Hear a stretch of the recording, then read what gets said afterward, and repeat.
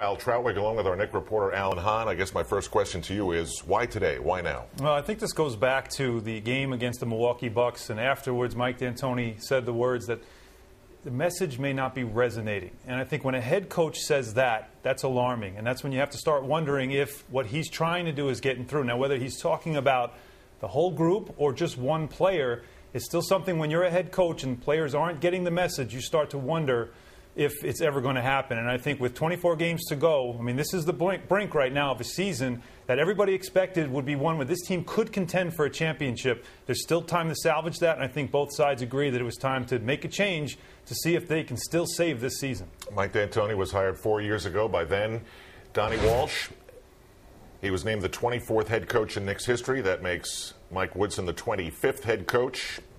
Mike had two very disappointing years, went 42-40 last year, made it to the playoffs, got swept by the Boston Celtics, and we all know what this year has been.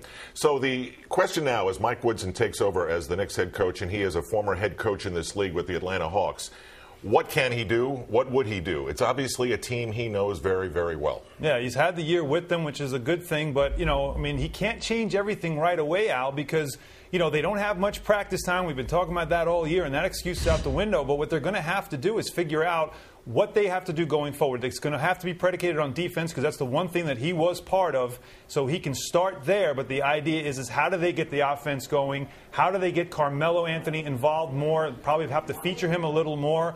He ran that kind of an offense in Atlanta, but again, how much can they put in right now when you have game after game after game? This is a week where there's 5 games that they've played or they're going to play, so it's not as if you can revamp. They're going to have to just play a lot harder, and with this coaching change, I mean, there's some players that have to realize that now it's on them to perform. That's the thing, and oftentimes rumors become reality, and the rumors have been that there's a rift. There's a major rift on the team, and there's a rift between what Carmelo Anthony wants to do in terms of playing the game and what Mike D'Antoni was asking him to do. Yeah, and I think we saw a lot of frustration. There was a lot of body language in the last couple of games since he's been back from his injury. There was so much talk after linsanity and the success that Jeremy Lin had as the feature in the offense is, can Carmelo Anthony fit into this kind of system? And you know, the question was answered pretty quickly, I think, because the team struggled offensively. There were games where it worked. Carmelo had 6 points against Dallas. He didn't want to talk after the game, so obvious frustration there. And the next game he has 27 against the Spurs. First one out to talk. So it shows you that there's definite frustration there.